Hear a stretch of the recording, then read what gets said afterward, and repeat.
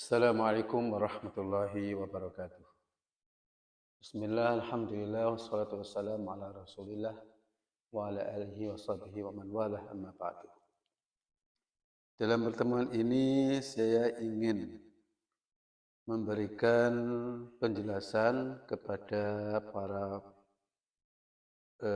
penghafal Al-Quran dan para pelajar Al-Quran, khususnya para pelajar ilmu tajwid.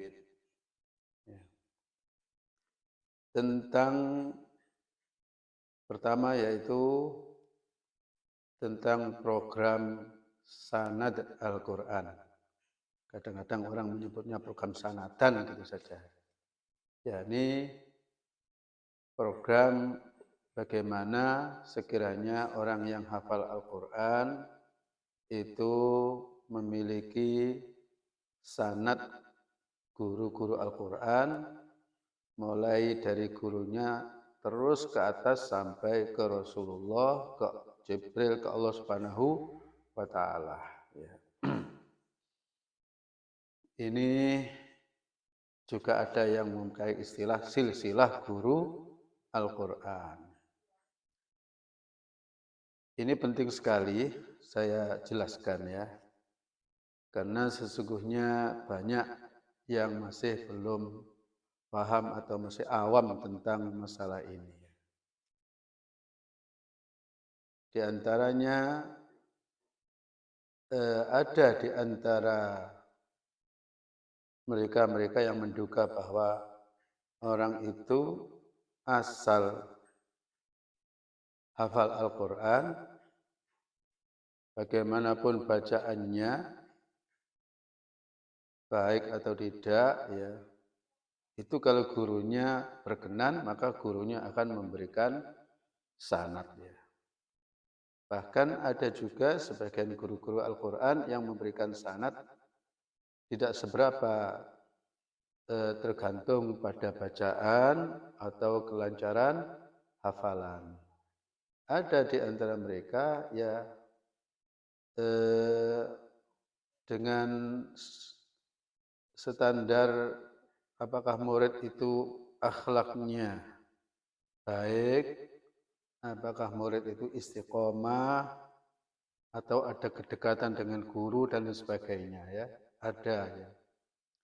Ada juga yang memberikan sanad kepada murid itu seperti standarnya adalah hafalannya lancar.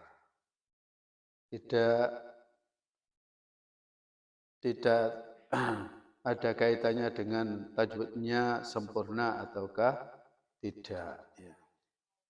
Ada yang standarnya membaca dari pagi sampai sore, khatam disemak orang banyak ya. Dan aneh lagi ada guru yang memberikan sanad Al-Quran hanya murid itu dicoba untuk membaca sedikit lah, nggak sampai 1 juz atau mungkin beberapa halaman saja, terus diberi sanad. Lebih aneh lagi ada guru yang memberikan sanad kepada murid tanpa murid itu membaca Al-Quran di hadapan guru itu. Jadi tiba-tiba guru itu menawarkan kepada seorang murid, kalau kamu belum punya sanad, saya punya sanad ini. Silahkan kamu saya kasih sanad saya. Ya. Hal-hal semacam ini sebetulnya tidak sesuai dengan arti daripada sanad dan tujuan murid diberi sanad. Sanad itu sesungguhnya yang nomor satu adalah sanad bacaan. Ya. Sebab kalau itu hafalan, asal murid itu membaca hafalan, menghafalnya persis sebagaimana Al-Quran yang sudah ditasheh, ya, yang sudah tidak ada kesalahan-kesalahan hurufnya, harokatnya, ya, sudah asal sesuai dengan itu, maka sudah tidak diperlukan sanad ya. Jadi Justru sanad itu nomor satu adalah tajwidnya.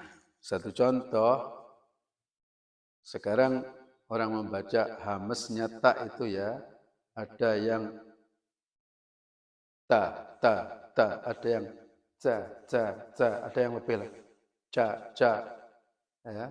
Hames ta yang mati ada ada ada ya, macam-macam. Nah, ini masing-masing guru yang mengajarkan cara membaca hames itu harus bisa menunjukkan sanadnya. Begitu itu dari siapa ya. Umpamanya ikhfa-nya anta, apakah anta ataukah anta ya. Sampai ada salah seorang guru di Syria ketika ditanya oleh seseorang yang betul anta ataukah anta. Kalau an itu pojok lidah menempel ke gigi, kalau itu pojok lidah mundur, yakni tidak menempel. Jawabnya guru itu sebenarnya saya lebih condong kepada yang anta. Ini pojok lidah tidak menempel. Ya, karena itu menurut pandangan saya itu lebih pas sebagai bacaan tengah-tengah antara idhar dengan idgham, yakni ikhfa.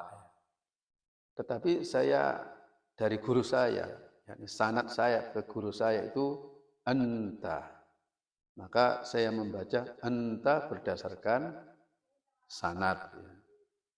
Jadi banyak sekali hal-hal tentang sanad itu adalah guru mengajar kepada murid dan murid itu mengikuti bacaan gurunya, ukuran matnya, cara menebalkannya. Jadi kalau umpamanya praktek membaca 2 harokat itu seberapa? Umpamanya a'udzubillahi minasyaitonirrajim ataukah a'udzubillahi minasyaitonirrajim. Nah, sehubungan dengan itu maka sanatan ini atau praktek atau istilahnya itu prosedur ya untuk bisa mendapatkan sanad itu murid ngaji kepada guru dengan bacaan yang tartil dan guru memperhatikan bacaannya sedetail mungkin. Umpamanya mat kelebihan 1 mili saja ya dibetulkan ya. Umpamanya harokat agak kurang pas ya menjadi ya atau itu ya semuanya dibetulkan ya. Ya. Setelah selesai membaca 30 juz, guru juga masih menimbang-nimbang apakah murid ini bacaannya sudah layak untuk disahkan ataukah belum ya. Kadang-kadang sampai khatam guru tidak mengesahkan. Nah, oleh karena itu maka praktek sanatan atau praktek program untuk mendapatkan sanad di negara-negara Arab itu ya betul-betul ketat ya. Kadang-kadang ada murid sebanyak 10 itu yang lulus hanya 3 orang ya, selebihnya itu tidak lulus gitu ya. Berjatuhan lah. Ya. Terus sanad itu harus dengan hafalan ya. Karena orang kalau membaca bin-nazar itu bisa saja bacaannya itu bagus karena dia tidak fokus ke hafalan. Jadi bisa dia konsentrasinya 100% ke tajwid. Tapi kalau dengan hafalan akhirnya konsentrasi terbagi menjadi ke tajwid dan ke bacaan ya. Sehingga akhirnya tidak maksimal tajwidnya ya. Makanya standar untuk dapat sanad itu ya bisa membaca dengan baik dengan hafalan. Ya. Terlepas apakah hafalan ini 30 juz ataukah beberapa surat atau apa itu nanti ada pendapat-pendapat gitu ya. Jadi sanad itu kalau di negara Arab itu berisikan dua. Yang satu adalah pengesahan. Ada kata-kata syahadatu hifdzil Qur'ani kamilan. Sertifikat hafal Quran sempurna 30 juz. Wa ijazatun bi qiraatihi wa iqra'ihi. Ijazah itu pengesahan bi qiraatihi dengan bacaannya, yakni murid ini dianggap bacaannya sudah sah, sudah sebagaimana mestinya sesuai dengan hukum-hukum tajwid, dengan kaidah-kaidah tajwid. Terus wa iqra'ihi, dan pengesahan untuk mengajarkannya kepada orang lain. Karena boleh jadi murid itu disahkan bacaannya, tapi tidak disahkan untuk mengajar ke orang lain. Mungkin ada orang yang bacaannya bagus, tapi dia itu tidak begitu ketat, terlalu toleran gitu ya, ada salah-salah dibiarkan saja. Itu enggak layak untuk menjadi guru. Nah, karena sekarang ini, oh ya, jadi di Arab itu tidak banyak orang menanyakan apakah kamu punya sanad. Yang mereka tanyakan, kamu sebagai guru Al-Quran, apakah kamu itu mujaz atau tidak mujaz. Mujaz itu yakni berijazah, yakni sudah disahkan, sudah dapat pengesahan. Ya. Mujaz atau ghairu mujaz. Ya. Mujaz pakai za ya. Ya, itu yang mereka tanyakan. Kalau sudah mujaz itu otomatis berdasarkan sanad. Jadi nanti lembaran itu ada kata-kata pengesahan dan ada kata-kata silsilah atau apa rantai-rantai sanad Al-Quran dari guru itu sampai terus ke Rasulullah Shallallahu Alaihi Wasallam. Dulu di Indonesia tentang sanad ini tidak seberapa menjadi apa ya, menjadi tuntutan bagi orang yang hafal Al-Quran ya. Pokoknya orang hafal Al-Quran bagaimanapun dianggap yang sempurna, layak untuk menjadi guru Al-Quran. Nah sekarang ini kelihatannya setelah kita ini mendengar bacaan-bacaan dari luar negeri, bacaan-bacaan dari Mesir, dari Syria, dan itu kok bacaan itu tidak sebagaimana kita pelajari dulu. Ya.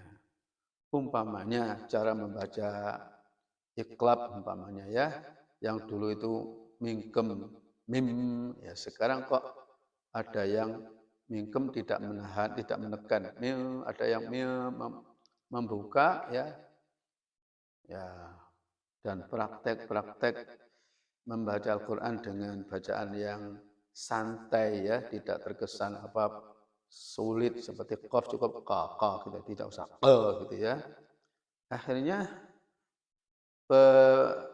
pengajian Al-Quran antara guru dengan guru yang lain itu banyak sekali perbedaan ya. Nah disitulah akhirnya timbul saling menuduh bahwa ini tidak sah bacaannya, ini tidak ada sanadnya gitu ya. Sampai ada orang-orang yang mendatangi ke pondok Al-Quran, terus ditanya apakah pondok ini ada sanadnya atau tidak. Ya, jawabnya tidak. Kalau tidak, bubarkan saja. Tidak boleh itu. Begini ini sebenarnya tidak betul ya. Karena mengajar tingkat awal ya, tingkat alif ba ta ya.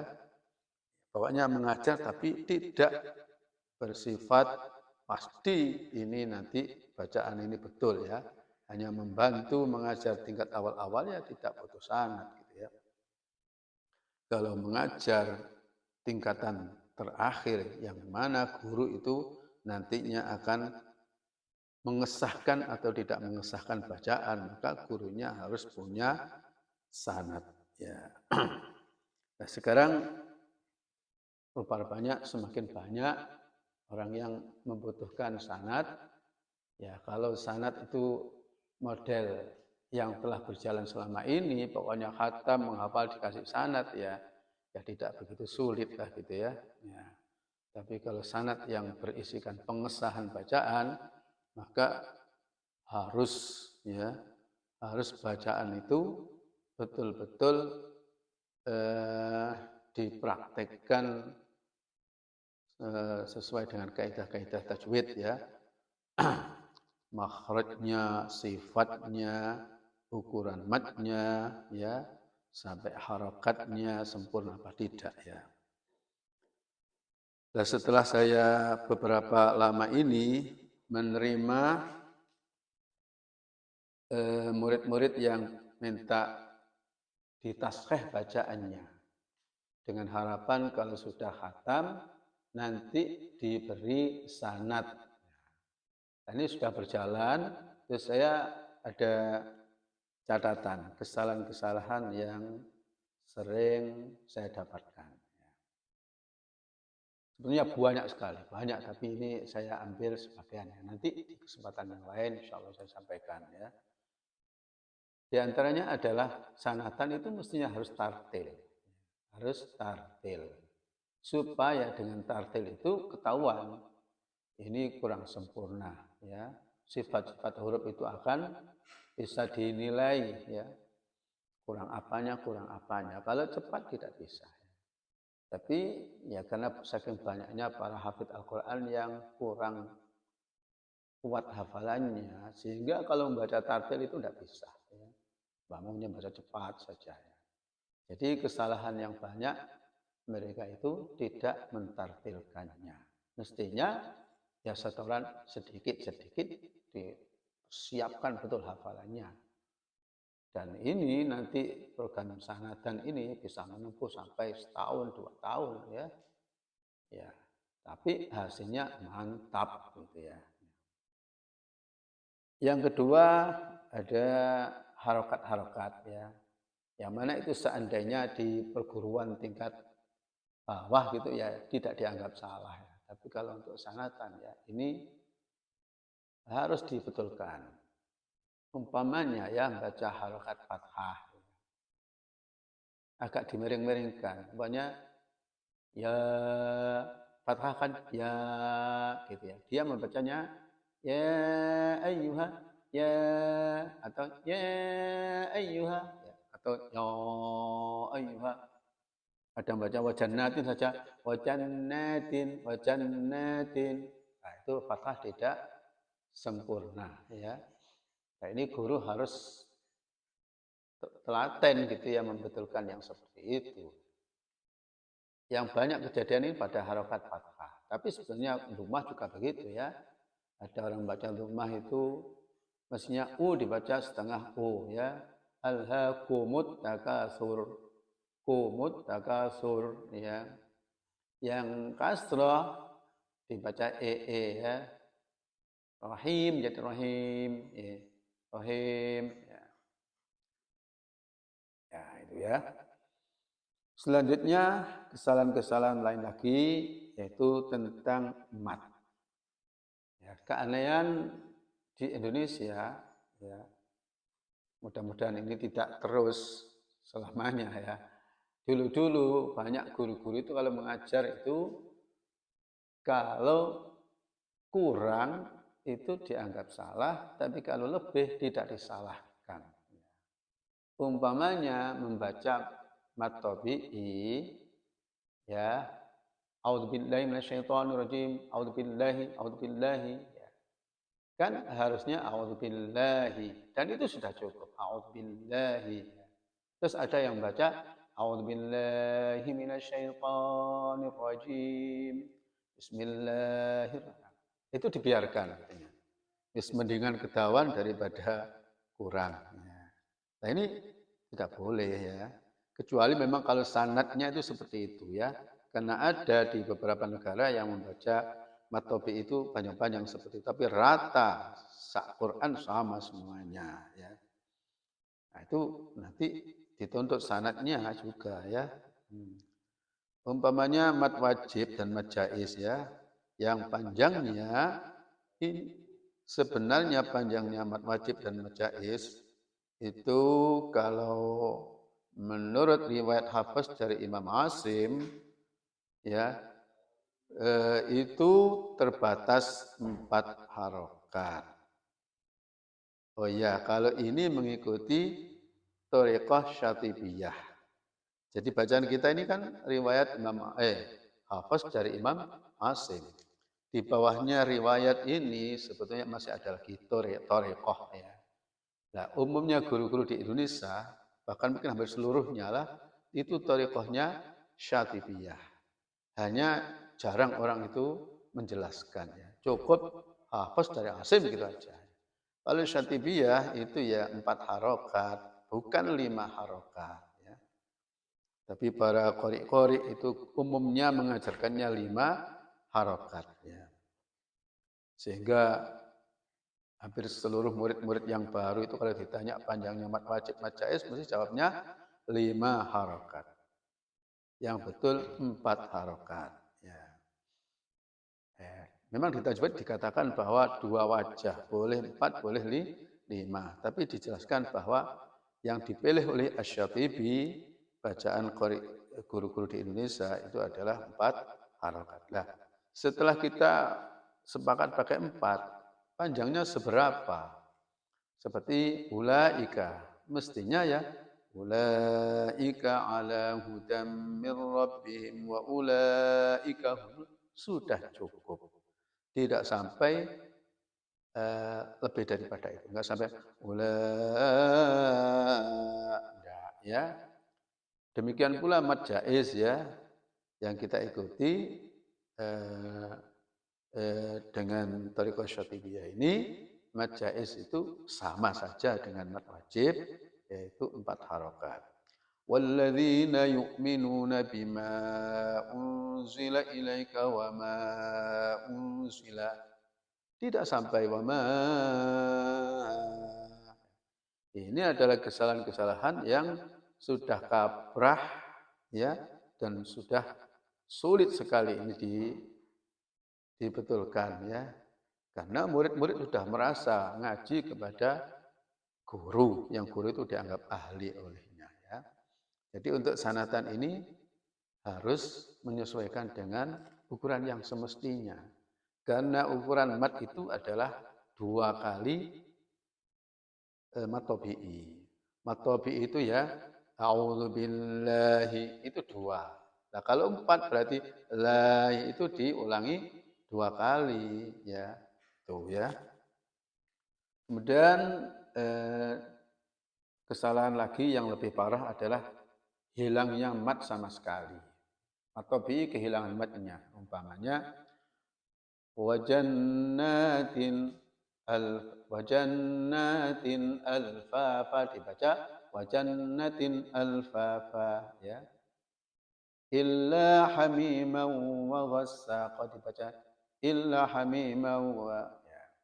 Tapi kalau ini adalah kesalahan tingkatan anak-anak sebenarnya ya. Kalau orang sudah program tasrih bacaan program sanad sebenarnya tidak ada kesalahan seperti itu ya. Juga memanjangkan yang tidak panjang ya. Dan ini pun kesalahan anak kecil-kecil sebenarnya. Yauma yunfakhu fis suri fatatuna. Ya. Itu ya mungkin kurang betul-betul memperhatikan tulisan ya. Ya, orang mau menghafal pun harus betul-betul memperhatikan tulisannya ada mat apa tidak ya. Ada lagi kesalahan yang banyak terjadi ya. Ini sangat banyak. Yaitu hilangnya mad iwad. Mad iwad itu yaitu wakaf dengan akhiran tanwin fathah, tanwin nasab ya.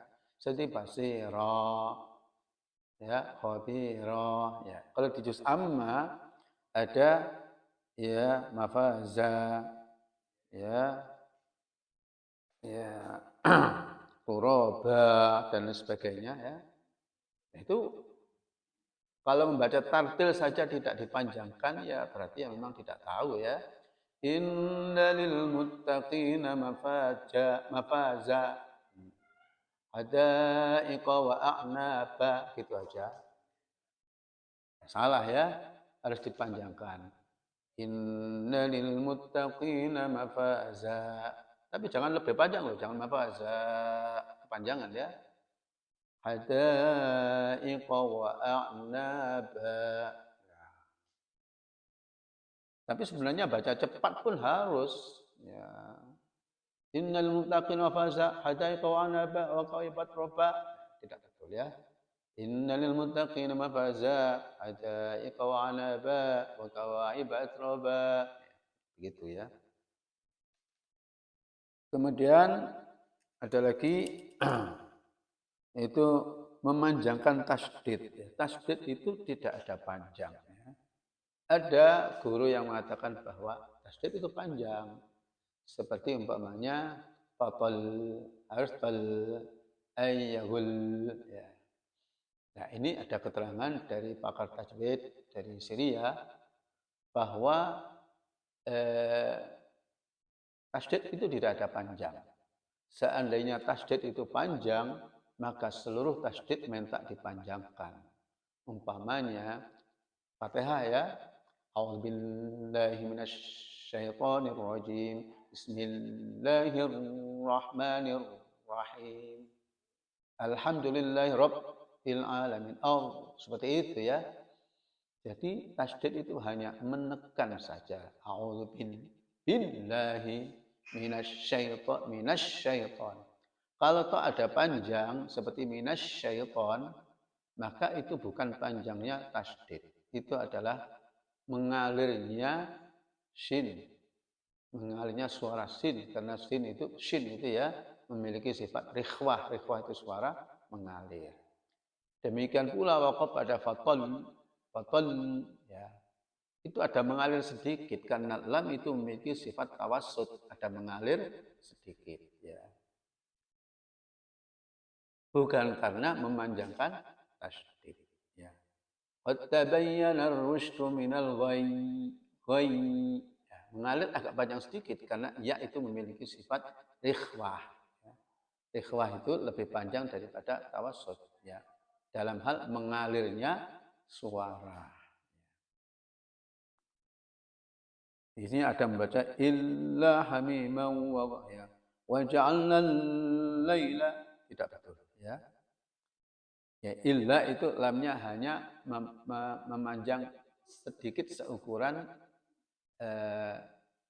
yang lebih pendek daripada rikhwah ya.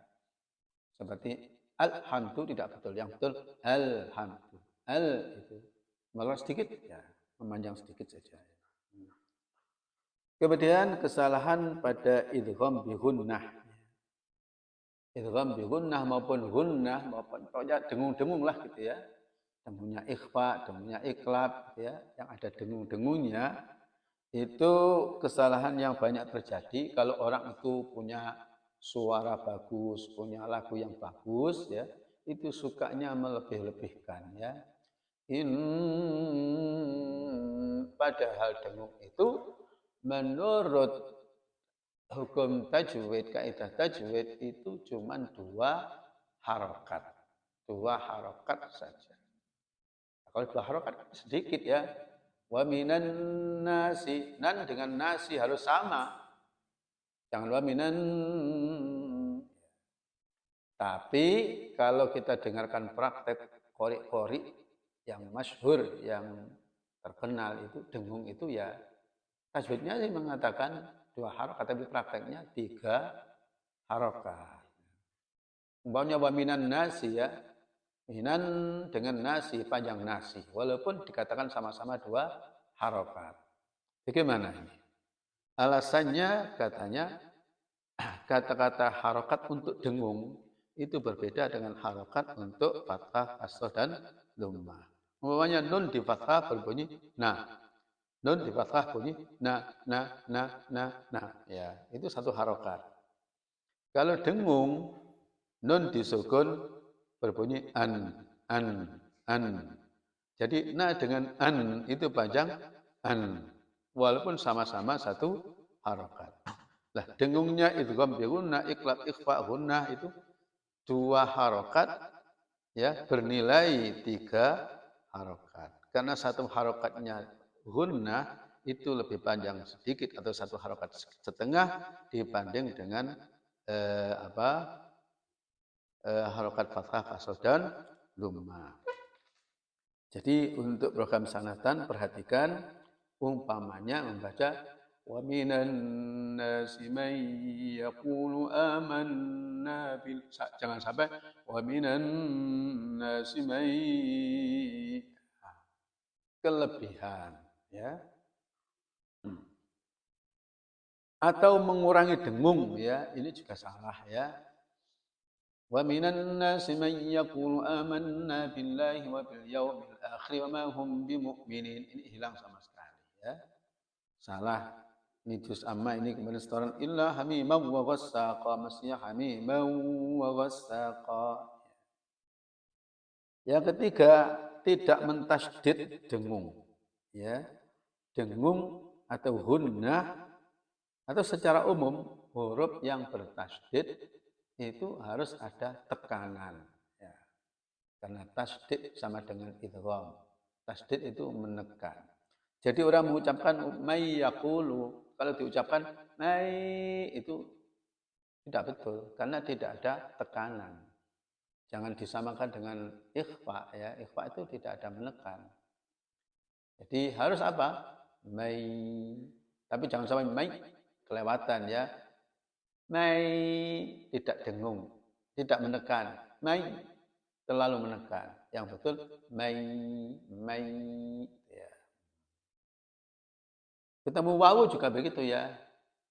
Mewal ya, yang betul meu ada menekan. Hati-hati ya. Pokoknya idgham bi gunnah untuk ketemu ya dan ketemu wawu itu suka-suka orang itu tidak menekan ya. Kemudian bacaan ikhfa ini paling butuh dapat pelajaran dari guru yang sempurna. Ya.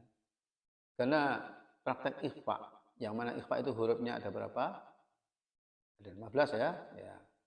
Itu tidak sama. Suara dengungnya tidak sama. Ya. Berbeda dengan izhar, semuanya an ya. Minhum man amana ya. Itu nunnya pancet, suara an. Ya. Tapi kalau ikhfa, nun ketemu shin dengan nun ketemu sod dengan nun ketemu jim, nun ketemu qaf itu berbeda-beda. Nah ini masih ada saja yang baca ikhfa itu, asal ikhfa itu ng ya. Seperti ma'ang sajjaja wa anzalna ya. Tidak betul ya. Jadi ada rasa nun, ada rasa huruf yang sesudahnya. Umpamanya wa anzalna ya wa anzalna ya. Ma'an sajjaja ya, ma'an sajjaja jangan ma'an. Nanti kalau bertemu huruf yang tebal seperti ketemu qaf ya, ya ada rasa tebalnya qaf, jadi dengungnya itu menebal. Mi'un qablu ya. Mau sabara.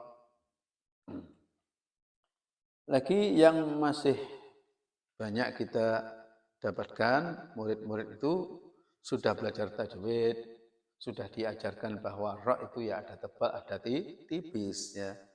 Taunya kalau fathah tebal, kalau kasrah tipis, kalau dhammah tebal. Tapi kalau mati jatuh setelah fathah, jatuh setelah dhammah itu rupa-rupanya kelewatan ya, tidak diperhatikan. Jadi di juz amma ini la yadzuquna fiha barda, mestinya baur ditebalkan ya. La yarjuna hisaba, mestinya la yarjuna ya. Lebih teraniaya lagi tebalnya ra yang dhammah ya. Dhammah itu tebal, seperti kata-kata keliru itu tipis. Kalau mau tebal keliru ya. Biru tipis. Kalau ditebalkan biru ya. Baca yauma yanzurul mar'u. Mestinya yanzurul ya. fasiru fil ardi fanzuru ru. Ya. Ini masih langka ya orang yang memperhatikan tebalnya ra yang dhammah. Sedangkan tebalnya ra yang sukun jatuh setelah fathah jatuh dhammah ini ya masih banyak juga yang kurang tahu ya. Kemudian di antara kesalahan di dalam membaca ini adalah kesalahan dengan hilangnya sifat rikhwah. Ya, ini perlu penjelasan agak detail ya. Bahwa huruf itu ada huruf yang kalau diucapkan itu mengalir. Yang pertama mengalir nafas atau angin. Yang kedua mengalir suara. Ya. Menurut teks aslinya dalam tajwid yang berbahasa Arab, hamas itu jaroyanun nafasi, mengalirnya nafas, mengalir, tidak sekedar hanya lepas. Jadi maunya sin ya, namanya bismillah ya. Kalau tidak dialirkan ya hanya bismillah. Tapi kalau dialirkan menjadi bismillah, bismillah ya. Lah, angin itu juga mengalir. Ya. Huruf yang apabila diucapkan maka suaranya mengalir. Ya. Kalau umpamanya hamzah disukun mandek. Tapi kalau fa jadi af, loh, af mengalir ya. Ya. Cuman untuk seberapa panjangnya mengalir itu ya nanti ditasihkan di hadapan guru ya agar dapat petunjuk sesuai dengan gurunya. Ya. Umpamanya a'udzu billahi minasyaiton apa sudah standar mengalir ataukah belum ya? Ataukah a'udzu billahi minasyaiton apakah itu kelewatan atau tidak ya? Nah, ini tidak bisa dijelaskan dalam tajwid teori, dalam kitab tidak bisa ya. Dari guru, dari gurunya. Nah, ini untuk mengenai mengalir ini ada mengalir angin, ada mengalir angin dan suara atau angin suara saja tanpa angin. Ya. Baik, ini perhatikan karena mengalir ini rupa-rupanya kurang dapat perhatian ya. Pertama, sa itu mengalir suara dan angin bareng-bareng. Ha, suara dan angin bareng-bareng. Kho, angin dan suara bareng-bareng. Zal itu hanya suara saja. Orang mengucapkan il itu yang mengalir suara. Angin tidak ya. Za itu hanya suara saja. Jadi az itu tidak ada aliran angin. Yang ada adalah aliran suara. Ya. Sin angin dan suara, shin angin dan suara, sod angin dan suara, dot suara saja. Nah ini dot ini mengalir ya. Umpamanya wairil maghdubi masih keadaan hidup itu ya bukan gitu saja. Fil ardi tidak boleh fil ardi ya.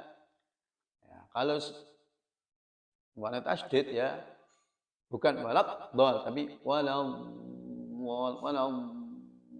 ya. Nah, sepertinya ini ada kerjasama rikhwah mengalirnya suara dengan memanjangnya makhraj yaitu istiqalah ya. Kalau kita wakaf pada ba'dhum ala ba'd jangan ala ba'd gitu aja. Mim ya. Pastikan ada mengalir. Dha hanya mengalir suara saja. Angin tidak. Ghain mengalir suara saja, angin tidak. Jadi membaca ghairil maghdu tidak betul. Yang betul ghairil maghdu. Ma'auna tidak betul. Yang betul ma'auna ada mengalir. Fa mengalir suara dan angin bersama-sama. Ha mengalir angin dan suara bersama-sama. Wawu dan ya mengalir suara saja, angin tidak. Untuk kaf dan ta itu suara tertahan, angin mengalir. Ya. Jadi ini dalam praktek taskhih bacaan itu ya harus diperhatikan betul ya. Apakah membaca kaf itu ya sudah betul-betul ada hamzanya enggak ya? Kok sepertinya hanya tak saja yang diperhatikan. Umpamanya كي نسبحك كثيرا ونذكرك كثيرا. Apakah sudah ka?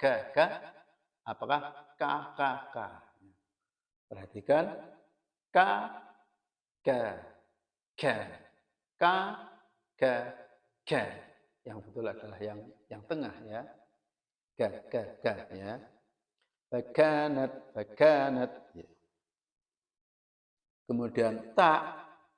Cara menghamaskan tak itu yang betul adalah dikeluarkan dari makhrajnya tak. Makhrajnya tak itu di mana? Pojok lidah menempel atau mengenai akar gigi tengah yang atas.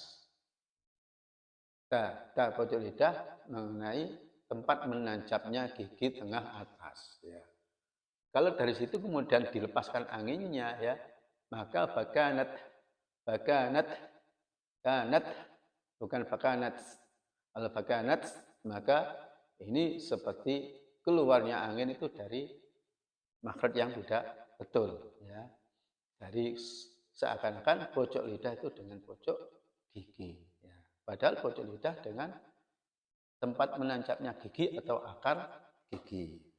Nah, ini tentang hamasnya tak ini bacaan di dunia ini wis bermacam-macam. Seakan-akan ini sudah tidak bisa disamakan ila yaumil qiyamah barangkali ya. Pernah saya di Belanda itu guru-guru Indonesia yang diajari oleh orang-orang Arab ya. Ada yang diajari orang Maroko, diajari orang Turki, diajari orang mana gitu ya.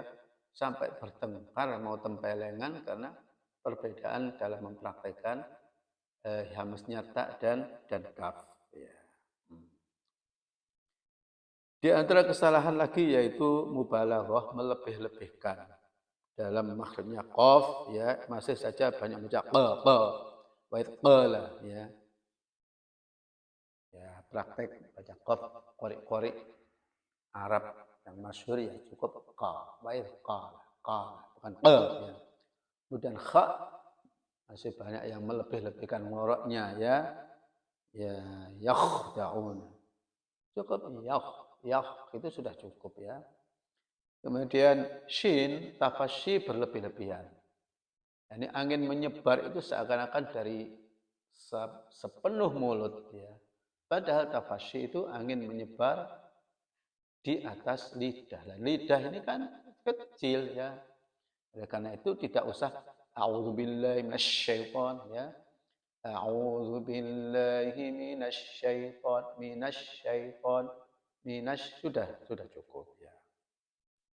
Kemudian lebih banyak lagi yaitu baca ain mirip dengan hamzah ya. Amma yatasaalun dibaca amma yatasaalun ya. Umpamanya a'udzu menjadi a'udzu, a dan u hampir sama ya. Kadang-kadang ya sudah ain ya, tapi kurang tawassutnya. Maksudnya minal mu'sirati, mestinya minal mu'sirat, tawassutnya yaitu mengalirnya angin, mengalirnya apa? Suara kurang memanjang sedikit ya. Kemudian terakhir adalah dha, bukan dot ya. Dha itu yang setelah to itu ya. Ya, dengan zal ini masih banyak sekali baca dha itu dha. Shadaqallahul azim ya. Yang zal a'udzubillah mulainya sudah a'udzu salah bacanya a'udzu dibaca a'udzu. Akhirnya salah lagi. Shadaqallahul azim dibaca azim ya. Masing-masing dha dan zal itu makhrajnya ada di pojok lidah kerja dengan pojok gigi atas. Kalau di itu pojok lidah di belakang gigi ya. Makanya ada guru yang punya trik ya. Kalau ingin selamat baca dha dan zal itu pojok lidahmu keluarkan sedikit. Zu ya. Tapi bagi yang bisa tidak usah sampai mengeluarkan pojok lidah. Pokoknya jangan sampai posisi pojok lidah di belakang gigi nanti dodol ya. Jadi innalladzina amanu walladzina gitu ya. Inilah beberapa kesalahan baik itu yang parah maupun yang ringan sebagai bekal bagi santri-santri yang mau tasahih bacaan, apalagi dengan target untuk mendapatkan pengesahan bacaan atau mendapatkan sanad Al-Quran. Ya. Demikian mudah-mudahan berfaedah bagi kita semuanya dan kita dijadikan orang yang mahir bil Quran, al-mahiru bil Quran, ma'as safaratil kiramil bararah.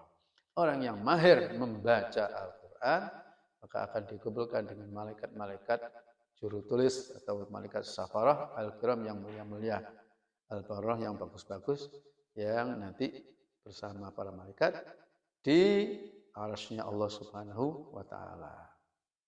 Assalamualaikum warahmatullahi wabarakatuh.